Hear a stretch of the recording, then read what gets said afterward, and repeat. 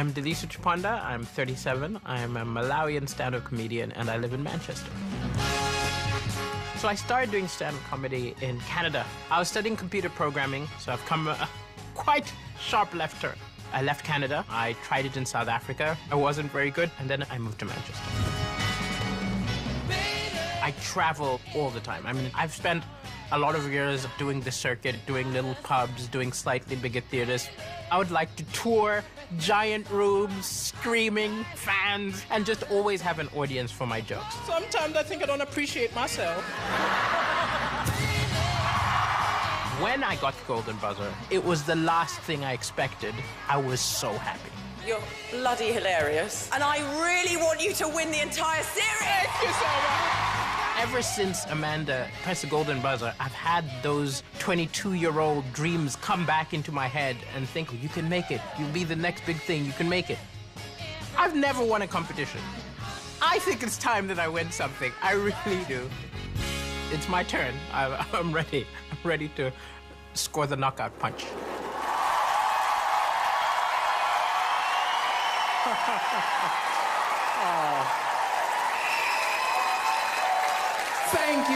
Thank you for that welcome, and thank you, Amanda, for pushing that buzzer. Ever since you did it, my life has been bonkers. People approaching me on the road saying, well done, but the most common question I get is, you're from where? Is it Mali, Maui? It's Malawi. And if any of you don't know where that is, it's where Madonna adopted all the babies from. That's us. Yeah, you're jealous. I do miss my little brother.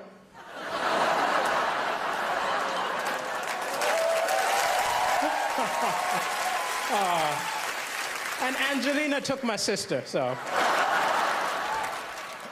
I've been in the UK a while. I was tricked into moving here. I was tricked because I was watching television and I saw an angry guy came on television and he said, oh, these immigrants take all the good jobs, all the good women. I was like, wow, that's what I'm looking for.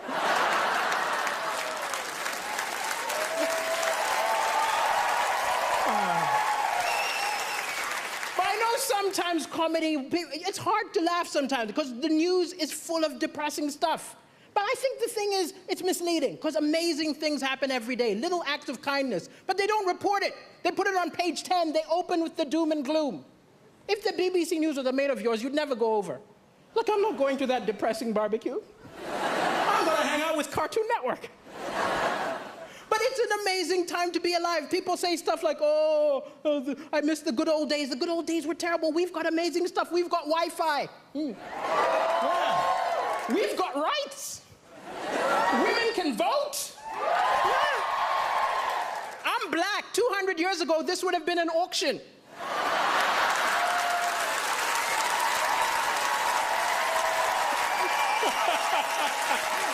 We've come a long way, that's all I'm saying. But even with the doom and gloom, the Malawian press is a lot worse than your press here. I'll tell you. Like, I did the first ever comedy show in Malawi, which isn't an accomplishment. I'm the only stand-up comedian, right? And I called the local press and said, send a reporter. The editor said, why don't you write the review yourself? Huh? You give me some money, I will say we wrote it. I was disgusted by the total lack of integrity in the Malawian press. But wow, that was the best review I ever got. 7 stars! He's a genius! The African Michael McIntyre! But it's crazy I'm on television right now because my ex always felt I wasn't ambitious enough. She always used to be like, you're a comedian, come on, be more ambitious. I said, hey, I'm happy. She said, you're not happy.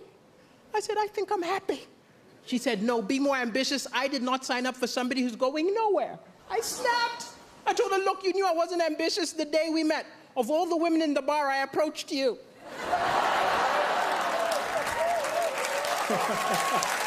Yeah, you're laughing. I'm single now. And I am looking for love, I'll admit. I'm looking for love. You know, gotta get that citizenship, you know. But it's hard to date on a budget. I remember going for a date and the woman made a lot more money than me, which isn't a problem. We're in the 21st century, but I was ashamed. I remember the waiter came up, assumed I was gonna pay. Put the bill in front of me, I had to go,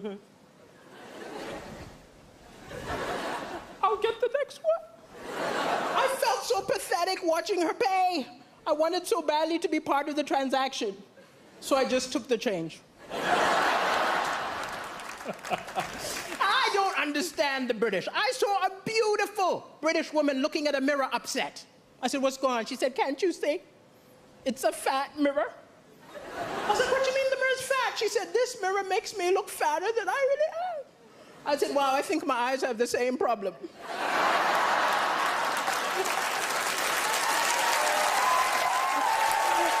I was not mocking her. Don't be angry with me. It was a cultural misunderstanding. I'm from Africa. It's different. When we see someone overweight, we don't think go on a diet. We're more like, where did you get the food?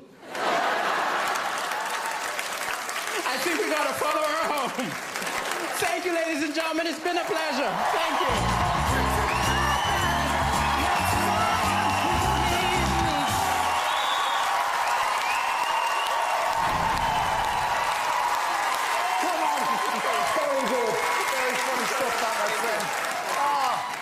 Amanda, are you proud? Daliso, I love you. I'm so thrilled. I have to say, I think that's even better than the first time we saw you.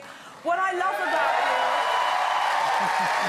what I think is so important about comedy is that it has to be very near the edge of edgeness. And you were so on the edge that it made us howl with laughter. I mean, it was naughty, it was edgy, it was fresh, it was cool. And the best thing about you is that nobody can nick your material. Yeah. Michael McIntyre can't take your stuff. Nobody can take your stuff. You are unique, and you really smashed it. I'm proud of you. Well done. Thank you. Thank you. Thank you. Can you, do you mind reminding me how old you are again? I'm 37. 37. You look good. I have to tell you something. You are one of the funniest people we've ever had on this show. I love the fact you are so fantastically non-PC. Yes!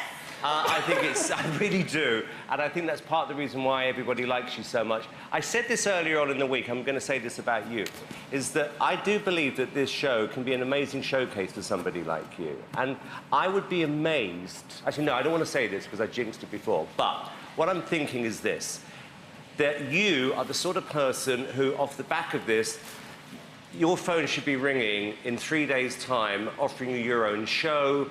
You should be on TV more often. I mean, the one thing I've noticed about comedians are they are quite selfish, and the same people seem to be on a lot. I think there's a real gap in the market for you, and it's your personality, your sense of fun, which I believe is going to put you in the final tomorrow, and you deserve it.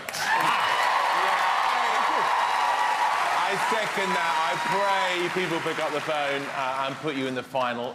When you were on the first time round, Jack Whitehall called me and said he used to do gigs with you back in the day, and I said, why isn't he the biggest comedy star in the country? He said, he's never been given the right break. Well, tonight is the right break. You're going to be a superstar. Uncomfortable topics funny, and you made us ugly laugh. Like, no woman wants to do that. We were howling. You're brilliant. Well done, Daliso. Thank you, judges. Well, well. Doesn't get any better than that, does it? Not wonderful relief. Fabulous, fabulous. Well done, if you want to see Daliso, stay in the hub for the Royal Variety and come back here for the final. Call 0902 044 24 04 from a landline, from your mobile, call 644 24 04 or vote by the app. But not yet, voting doesn't start until the last act has been phoned. One more time, let's hear it for Daliso Chaponda.